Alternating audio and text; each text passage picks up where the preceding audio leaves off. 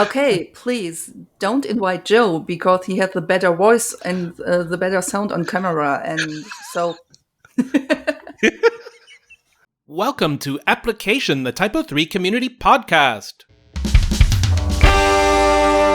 hi, my name is Petra Hasenau, and this is Application, the TYPO3 Community Podcast, sharing your stories, your projects, and the difference you make. Celebrate the TYPO3 community on Application, the TYPO3 Podcast. Meet the humans behind the technology. 1, 2. Welcome to Application, the TYPO3 Community Podcast. I'm Jeffrey A. McGuire. You can call me Jam. And this is where we celebrate the TYPO3 community, sharing your stories, talking about your projects and the difference you make in, around, and with TYPO3 CMS. On today's episode of Application, the TYPO3 Community Podcast, it was my incredible pleasure and privilege to speak with the Vice President of the TYPO3 Association Board, Petra Hasenau, and talk about her path into and around TYPO3 and her role as the human face and the project face to so many aspects of TYPO3. Somehow we touched on so many threads that all came together into the same direction of community being a group of people and people working together make the best results, and everything from giving away your best ideas in open source makes them better to remembering to welcome newcomers and talk with other projects that we don't even work with. I really hope you enjoy listening to this conversation as much as it was my privilege to speak with Petra for an hour.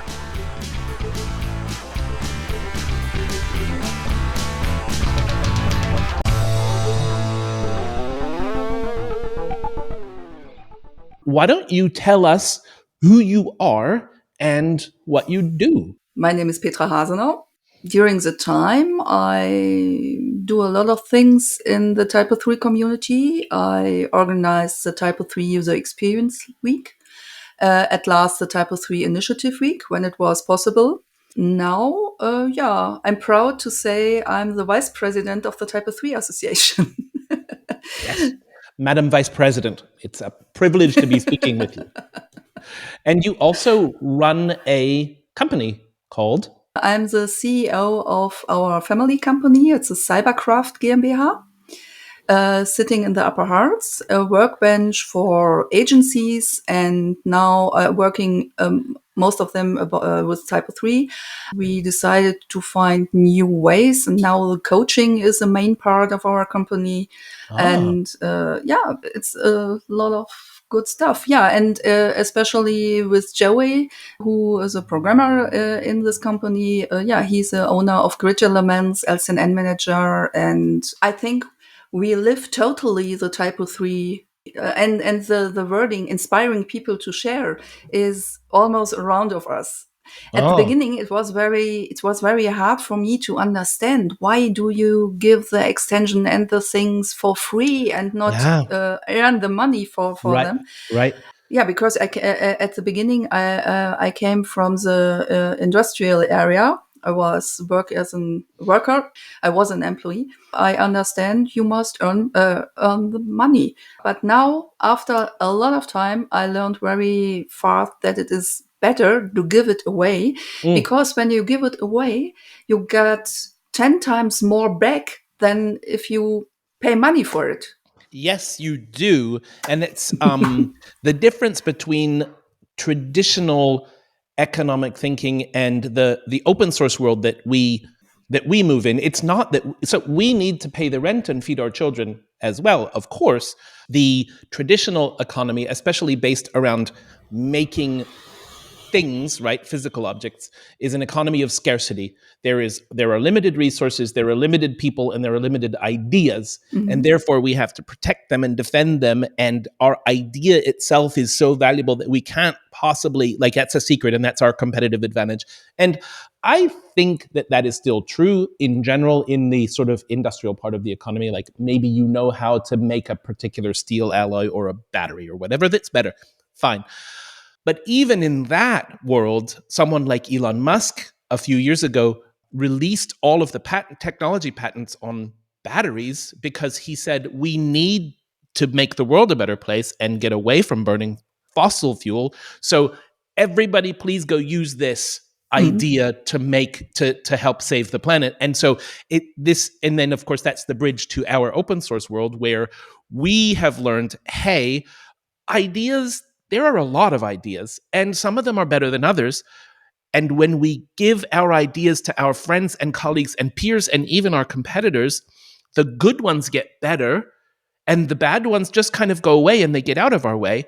Mm. But we can also use the good ones that started with somebody else. And so if I put my best ideas out there, they're going to come back to me, like you say, 10 times better. And it's an awesome power, right? And it makes it, and it's also infinite and renewable. And the hard thing then it becomes not having the idea, but like doing it the best and building other things with it, right? And then we help each other have a better and better starting position to then do Mm. the other things. So what I do know of your family, you are kind of living the TYPO3 all the time lifestyle. How did you get involved with TYPO3? How did you discover it? I got in contact to the people. I learned the people in a very personal way because I was able to knew a lot of things behind the persons. At the beginning, I don't know which person I talked in But the what last time. but what was the beginning? Was it that you had a website at work, or did you discover it through Through Joey. I discovered okay, TYPO3 through my husband, to Joey, who was a programmer and worked for TYPO3 since 2003 and right. 2009.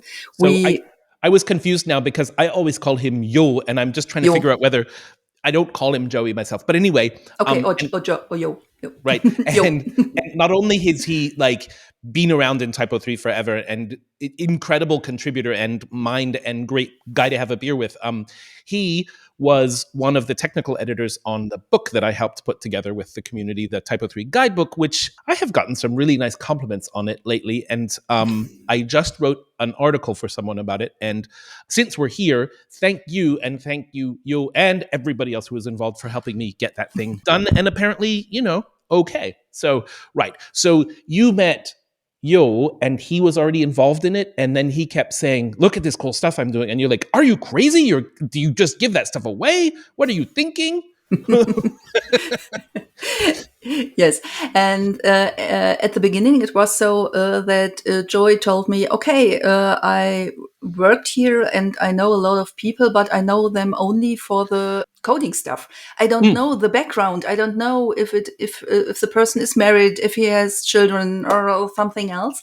And no one of these people knows that we have a little company who earns money with Typo3, and all of the people thought we have so much things to do in the company and we have no time for work. So so then my time comes and I stepped in and talked with the people and told them, okay, we have a company and you can ask us if you have some, and if you need some help or if you have some oh, work and something else. So I was the contact person at first to tell, okay, we have a company and you can ask, and to get in connection with them, because later on Joey told me, you know, this and this and this about the people. I worked with them about many years and I didn't ever know this. but this is but he's such, and I say this with love, but he's such a typical geek, right? Yes, He yes. for a decade or more, he like wrote code and criticized code and corrected things and worked with people and made great ideas, but like he never asked them when their birthday was. He never had a beer with them, and he never told them that he's actually trying to make a living at this. He was like just too busy, like in the. Okay, Yeah. so you became the face of the company. Yes. Yeah, and the most interesting things are happened not during conferences. It's in the between the sessions or after the sessions in the evening, when you stand with the people at the bar and drink a beer or a glass of water or something else, water, then you have that's the best time for connecting each other and Yeah. also for company. Yeah, and that's the human connection, right? The sessions are more formal, and you say, okay, this is how I've implemented this new API, and this is how I built this marketing function. This is, whatever it is, right? But then afterwards, with the conversations, that's the power of the community. And this career that I'm in, coming from the company where I used to work to starting this company, was the result of having a few thousand of those conversations. And then what I started doing instinctively was, here's someone young who's telling me something that they're really excited about. And I'm like, oh, well, okay, if you like that sort of thing, then I know, go talk to her because she maintains a library for that. And I know she's looking for help. And then another time it's like somebody's looking for an intern. I'm like, oh, well, call that kid I was talking to. And then, or like partnerships or deals or whatever. And I've done like just keeping a vague kind of idea of who does what when, and then seeing people. In the old world, we would see each other once, twice, 3-4 times a year, and on the conference circuit or what have you. And that's been for me, it always comes back to the people. And for this podcast, when I proposed starting it, I said it's a community podcast. And one of the taglines that we have that I'm going to ask you to read a little bit later, it's meet the humans behind the technology, right? Yes. So that's what it is for me. That's totally right. Yes. Do you build? Do you program? What do you do with TYPO3? Yeah, I'm the contact person. I'm the person in our company who do the main stuff behind. And when the customer come by phone or contact our company, I'm the person who answered. And in the TYPO3 world, I'm the person who, when you are on a camp or a conference or something else, and I see there are new people there, and they are a little bit shy and I don't ask them because I'm so shy, and so I when I see this, I will try to invite them and say, okay, be a little bit more open. And what do you have for questions? And can I help you? And I bring them to the people. Nice. That sounds really familiar. Onboarding. Petra Hasenau, newbie botherer. You should just and let them sit in the corner and and be calm. and the thingy grows a little bit more and more and more. And a few weeks ago, there was a TYPO3 camp in Munich, and it was an honor for me to have the keynote there. Nice. And then I talked about my first steps in the TYPO3 community, and especially for the new people who are during the camp who are there, and invite them to talk to should not be shy, and that the networking is very well, and it's very helpfully because you're the best example of doing exactly what you're talking about, right? Yeah, I'm the best example for it because when I start in 2010 with the first visit snowboard tour, I never thought that I would be in the position of the vice president, and I can do so much for the community, right? Because it is very important to stay in contact, and now it grows more because I'm the contact person for the CMS garden, where we met regularly and talked with other CMS. I love that organization. I'm also a member, and I helped write, I don't know, the last couple of versions of the description for TYPO3. I don't know if my stuff is still in there. I have to check the newest edition. But so CMS Garden is a cool thing for people listening outside of Germany. A bunch of CMSs that you might have heard of and a few that you might not have. They're all open source. The origin story, if I recall rightly, was going to the big technology fair in Hanover. Open source projects, they didn't have a modality for non-commercial, like for not companies to have a booth in the content management web section. And so the people from the National Drupal Association started calling people and got WordPress and Drupal and TYPO3 and Contao and Scientific CMS, and forgive me, I forget, there's a whole list.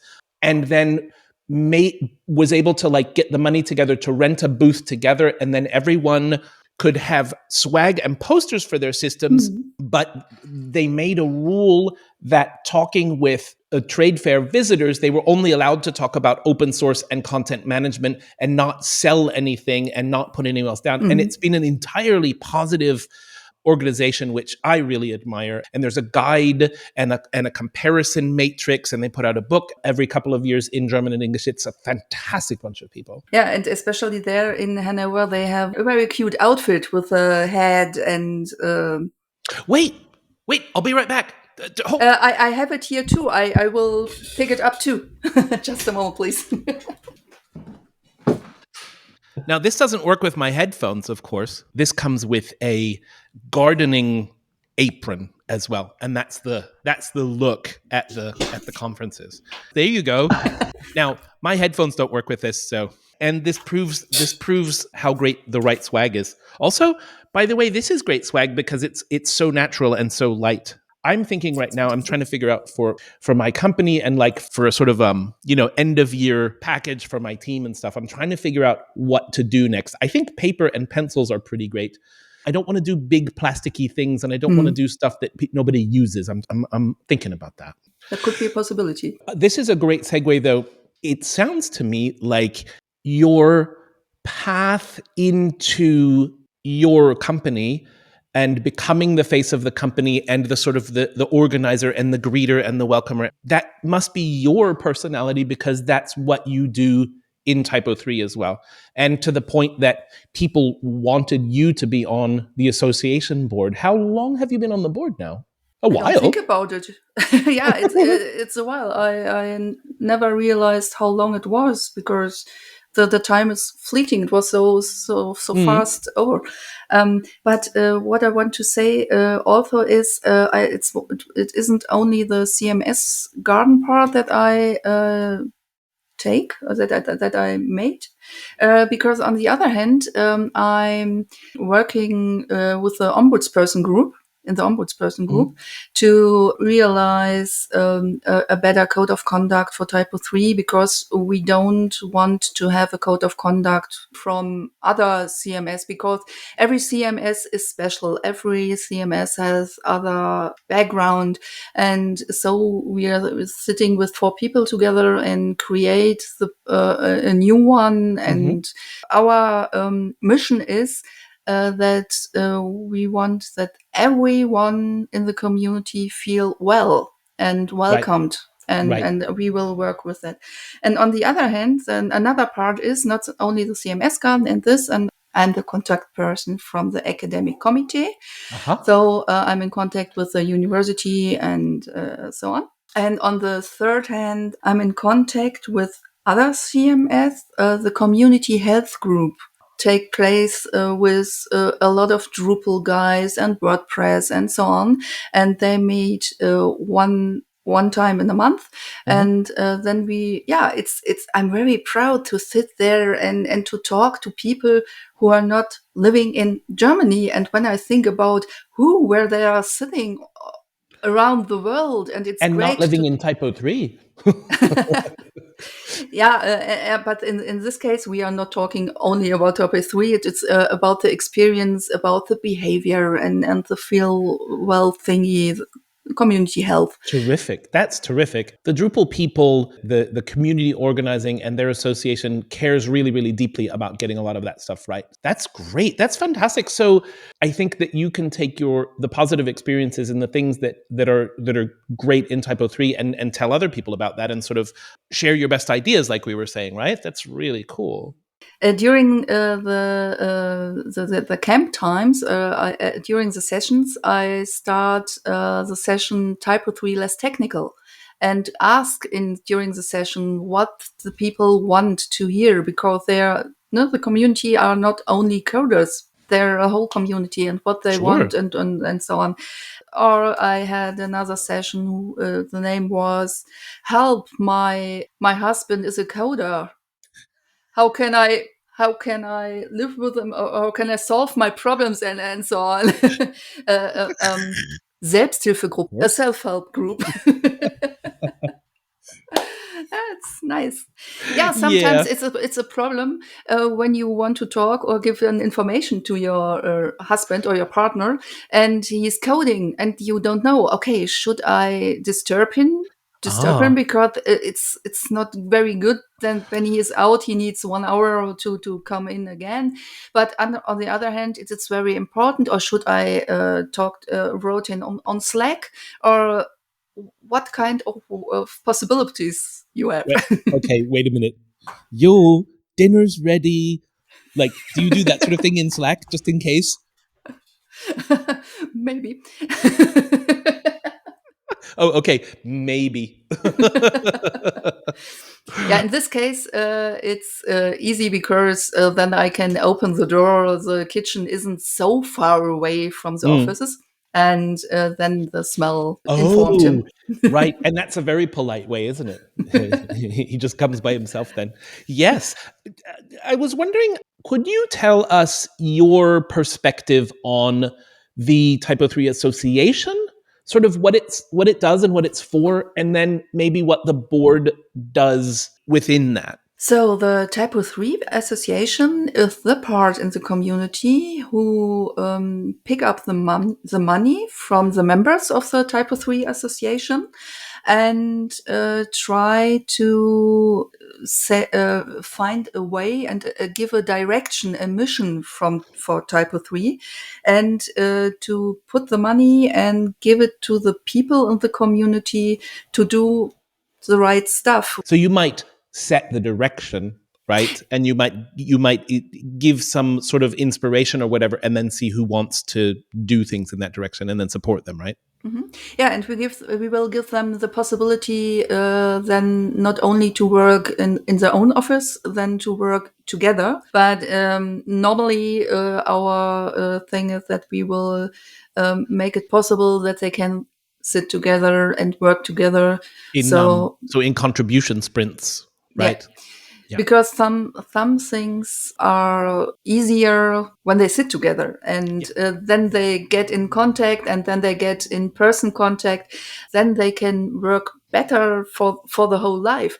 Right. The That's that best whole community. That's that whole community building that we were talking yeah. about, right? The best example I had was during the TYPO3 user experience weeks, because then the people work together. It was a interesting group because there were coders, there were designers, UX people, user experience people, and they live in their own world and work in their own world. Coders have another world than a designer and so on, and now they must work together. For some people, it was the first time to go out and to work with other people Oh, from other nice. worlds. It wasn't so easy. And during the day, sometimes it happened that they were, oh, I couldn't understand. And why don't they understand this? But so they were 1 week here in Vestenborg in the middle of the Harz. It was a hotel and in the middle of the woods. You can't go to another place there, only into the woods. And then It's a very beautiful trap. and they work there, and maybe they have sometimes during the day some difficult view of things. In the evening, they have the possibility to stay in the bar and drink a beer, a glass of Water. water. Then they talked personally to each other, and it was no personal fight or something else, Right. and that's very important. Yeah, and that builds so much understanding. And there's also when you can sit in the room with a few people that you don't normally sit with, the information moves much faster, and there's excitement, or ideas move faster, and that all of that can then turn into great results that come later when you've also built the trust. But I love the cross disciplinary approach that you have with the UX week, where it's all those different people who and it's still, for better or worse, it's still better to do that in person, even if we were all on Slack and it would be okay. Yeah, that energy is great. And the other thing I think that I want to highlight about the TYPO3 Association compared to some other ways to approach community, that the TYPO3 Association wants to make it possible for people to contribute. And does quite a lot actively and physically to make these sprints happen, to give sponsorships, and also to sponsor experimental ideas or new projects or so on. The Typo3 Association, thank you very much, also sponsors this podcast. So, that's great for me, at least, hopefully other people. I really like the slightly more active nature of the Typo3 Association. And I wonder, can you tell me anything, maybe your opinion on the Typo3 Association and community as a democracy? Yeah, it's a great democracy. It's not that the president or the vice president told this and that, and that's the law or something else. Yeah, it's democracy. We ask the people, we talk to the people, we took all the information we get and put them together. Yeah, I think it's 100% democracy. Yeah, it's nice because the association, for a lot of the budget proposals and project ideas, there's a vote that happens on whether to support it and how much to support it. I think that's amazing. And because the Typo3 community is a little bit unusual because the creator of the software stepped out of any active role quite a long time ago. And there have been a series of people and personalities who stepped in for a time to do different roles, but it hasn't always been the same person. And because there's not they call it the benevolent dictator, then the association has a really strong role to play, and the product owner of the software and the core lead, and then all these sort of committee groups, marketing and communications and security and hosting and infrastructure and all these things, they're actually quite important and sometimes better coordinated and sometimes less, but it's kind of a democratic society somehow. I love that about being in the middle of this community. And you are our vice president. What one word would you use to describe Typo3? Community. Nice. What's your favorite feature of Typo3? The people inside the community. Oh. All right. What feature, I'm going to get you. What feature would you like to see added to Typo3? More people. Okay, but you're in trouble now because the next question is, what feature would you like to see removed? Oh. Oh. Normally, I think about the good things and forgot the bad things. So I think that Typo3 is a bit of a sleeper, I would say. I think it has been doing great things on the web and helping people, and it's got some unique technical perspectives, and it offers a really valid set of use cases that differentiate it from other systems. And I think that not enough people have heard about it. Just historically, things happened, whatever. Where should Typo3 go in the next few years? What would you love to see happening around Typo3 going forward? I think the main part in this case is to go outside of the German region, outside of Europe. We will go out to the world. We will show the world what Typo3 is, what they can do with Typo3, and get in contact with them, with the people. Yeah, we will go out and get in contact with them. Yeah, maybe if we have to see what our new reality is, but I love the efforts around mentoring. I love the international expansion work in general. I was incredibly excited when we found out that the government of Rwanda used Typo3 and needed help, and then the Typo3 community and association stepped up.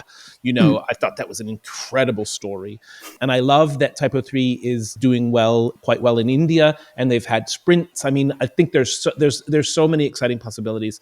And open source Matthias Bolt-Lesniak, an association colleague of yours, talks about the Typo3 community as a force for changing societies as well because of this democracy concept and participation concepts. And he has a bigger vision of this thing than I had ever thought was possible. And I was quite impressed by that. Yeah, it's very impressive what Matthias Bold-Lesiak do for and did for the TYPO3 Association and for TYPO3. He is a person who knew so much things, and he is so lebhaft, so yeah, he bring it out, and he have so many ideas, and it's totally cool that he is in the board. I like the board also because Matthias Bold-Lesiak from Scandinavia is there, Patrick Gaumont from Canada, Quebec.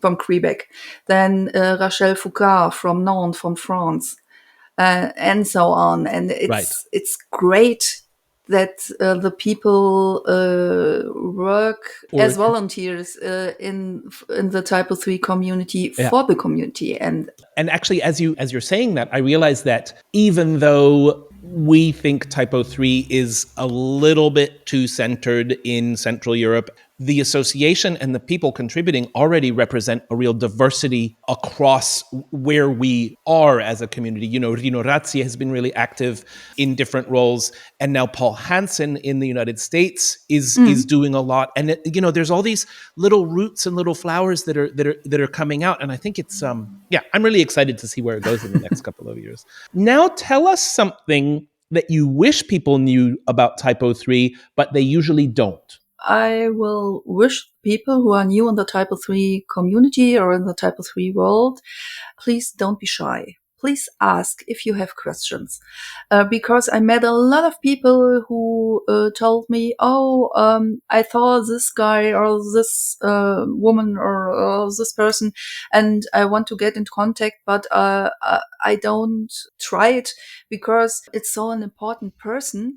And who am I? And imposter syndrome. And so please ask, please get in contact.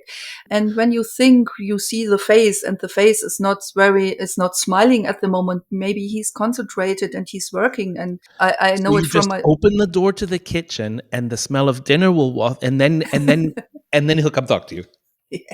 Yeah. But TYPO3 Community Slack, look on typo3.org for the page to join that. It is a very, very friendly community channel and way more friendly with newcomers than some places. Although a lot of the big CMSs are really good at that. But anyway, so the thing you'd like to share is just come and talk with us. We're happy to welcome you. Yes. Right? Yes. As we go forward with this podcast, who do you think I should invite? So we call this a suggest a guest. Who else should I invite? Oh, most of the people you invited. So like Jochen. I have a great list. I have a great list behind the scenes that is nowhere near done. So still always discovering people. It could even be someone outside of TYPO3 if you think we should meet them. Okay, please don't invite Joe because he has the better voice and the better sound on camera. And so... It's been really, really, really, really nice talking because, Petra, I haven't even seen, you're not the only one, but I haven't seen you for a couple of years at this point. So thank you so much for taking the time to talk with me. It's such a pleasure. And you do so much for the community. And you not only provide that human welcoming face to people, but you also show very clearly how important it is to have a community that's not just coders, right? And how you can form great symbiotic relationships with people of the different roles to make this thing really useful and make the world a slightly better place. Thank you very much. I'm so proud that I could be here. Thanks to the TYPO3 Association for sponsoring this podcast. Thank you B13 and Stephanie Kreutzer for our logo. Merci beaucoup Patrick Gaumont, TYPO3 developer and musician extraordinaire, for our theme music. Thanks again to today's guest. If you liked what you heard, don't forget to subscribe in the podcast app of your choice and share Application, the TYPO3 community podcast, with your friends and colleagues. If you didn't like it, please share it with your enemies. Would you like to play along and suggest a guest for the podcast? Do you have questions or comments? Reach out to us on Twitter at TYPO3Podcast. You can find show notes, links, and more information in our posts on typo3.org. Remember, open source software would not be what it is without you. Thank you all for your contributions.